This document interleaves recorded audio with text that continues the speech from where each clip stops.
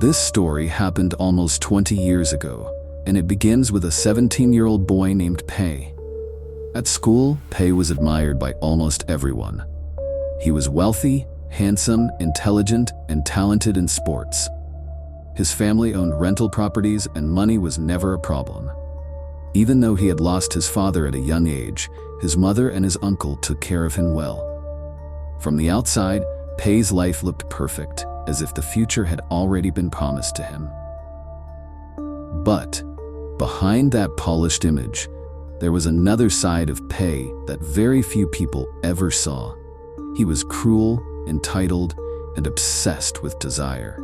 He changed girlfriends constantly, treating relationships like games, until he met B, a younger girl in 10th grade. She was kind, trusting, and sincere. Pei pretended to be serious with her, gaining her trust little by little, until one day he invited her to his house under the excuse of studying together for university entrance exams.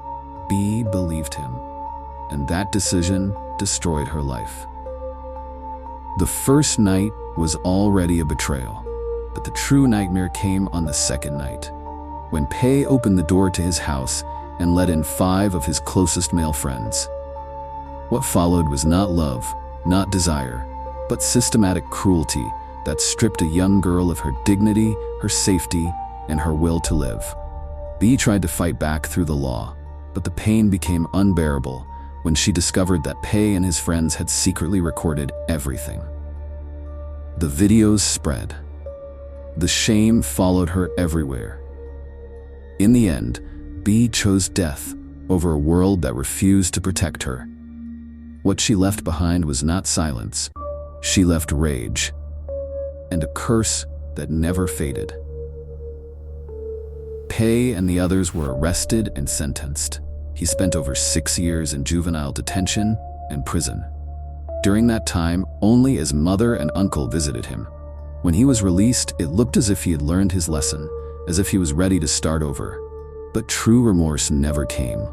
Uncomfortable living with his mother, Pei moved into his late father's old house, located near the family's car repair shop and rental properties.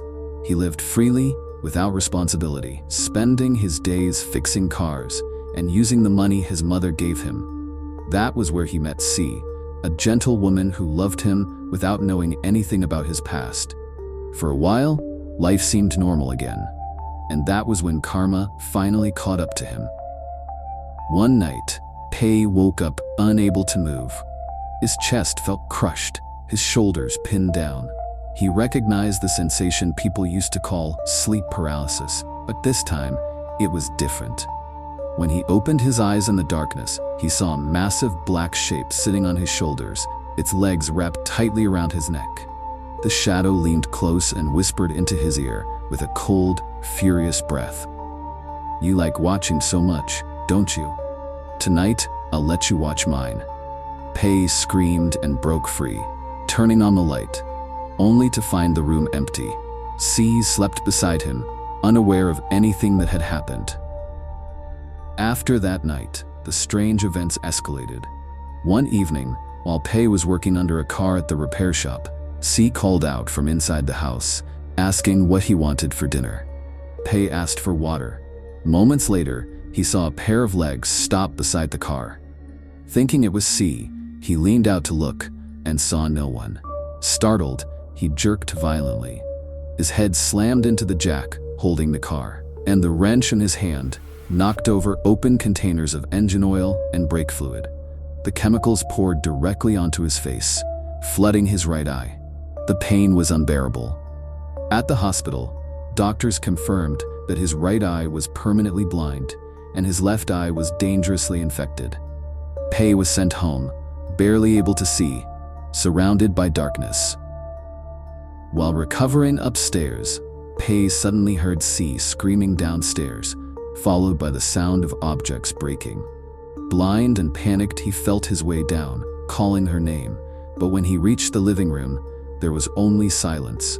C never answered, yet somehow Pei was never alone. Meals appeared regularly beside his bed. At night, he felt someone lying next to him, breathing against his neck. When he tried to touch that body, it was cold and stiff, like wood. 3 days passed like this. On the third day, Pei's mother arrived. She had to unlock the door herself. When she opened his bedroom, she found her son curled up in the corner, filthy, weak, and crying. Pei told her that C was angry, that she had locked him in and refused to speak to him. His mother froze. Then she said quietly, "C left 3 days ago. She went home after discovering everything on your computer." That was the moment Pei understood. C had found the truth. Not only was Pei guilty in the past, he was still running a website that distributed those videos, including BUs. So who had been feeding him? Who had been lying beside him in the dark? The taste of the food came rushing back to him, dry, bitter, like ashes mixed with oil. Not human care, but something else. Something keeping him alive so he could suffer longer. In the end, Pei confessed everything. Both of his eyes were now completely blind. He lived the rest of his days in fear, haunted while awake and asleep. Before he died, Pei contacted a radio station, asking the DJ to tell his story as a warning. While the broadcast was still live, the DJ received a message from Pei's mother. It read, "Thank you for sharing my son's story. He passed away peacefully at the hospital just moments ago." Pei died the exact moment his confession reached the public, as if that was the final price, as if the debt had finally been collected. If you enjoyed this true Thai horror story, subscribe to Tale After Dark for more chilling tales every week.